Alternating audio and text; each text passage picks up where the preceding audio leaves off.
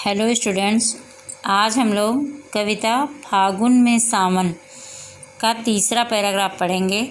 यहाँ से हरियाली का स्वप्न थिरकने लगा पुतलियों में, अलियों का उन्माद की शोखी आई कलियों में। तपन बिना क्या मूल्य तुम्हारा, जीवन धन रस घन, आज कहाँ से फिर आ पहुँचा फागुन में सावन।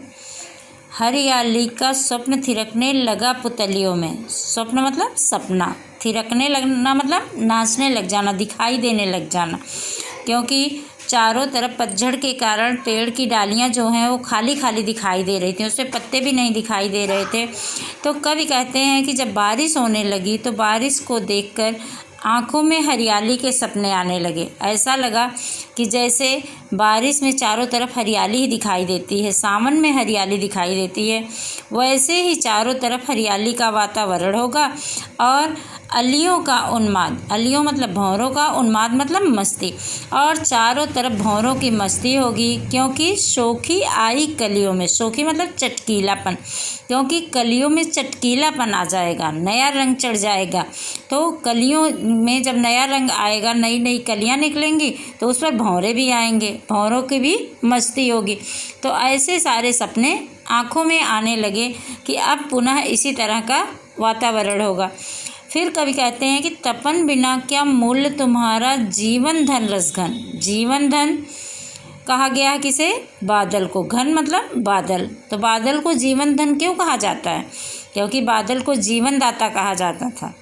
जो किसान होते थे, जो खेती करने वाले लोग होते थे, वो बादल पर निर्भर होते थे कि बारिश होगी तो उनकी फसलों की सिंचाई हो जाएगी।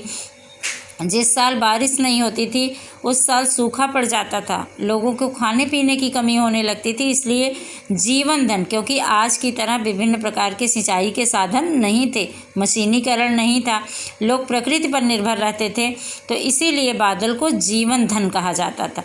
तो कवि जो है बादल को संबोधित करते हुए कहते हैं कि हे जीवन धन बादल, बिना तपन मतलब गर्मी, कि गर्मी के बिना तुम्हारा कोई मूल्य नहीं था। कि जब सावन में रोज़ बरसात होती थी, वर्षा ऋतु में जब रोज़ बरसात होती थी, तो तुम्हारा उतना मूल्य नहीं था, तुम्हारी उतनी प्रतीक्षा नहीं होती थी।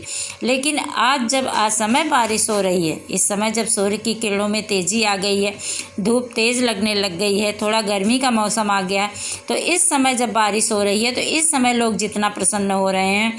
तो कवि कहते हैं आज कहाँ से फिर आ पहुँचा फागुन में सावन, कि आज तो आश्चर्य हो रहा है कि फिर से असमय मतलब बिना उम्मीद के जो है बारिश हो रही है, तो इससे लोगों का मन और भी अधिक प्रसन्न है।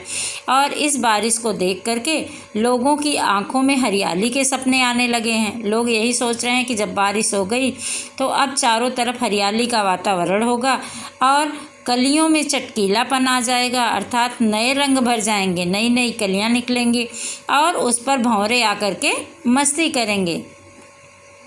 फिर बादल को संबोधित करते हुए कहते हैं कि जो है बरसात में तुम्हारे आने से उतना आनंद नहीं आता था जितना आनंद आज आ रहा है। आज गर्मी से तपते हुए लोगों के जीवन में मानो तुमने शीतलता की लहर दौड़ा दी है, क्योंकि गर्मी के बिना तुम्हारा कोई मूल्य नहीं था। हे जीवन धन, हे जीवन प्रदान करने वाले बादल, तुम्हारे आने से बहुत ही प्रसन्नता हुई और यही मन कर रहा है कि आज कहाँ से, सबका सौभाग्य है कि फागुन महीने में फिर से सावन आ गया, कि तुम्हारे आने से फिर से सावन की याद आ गई, चारों तरफ हरियाली के वातावरण के सपने आने लगे।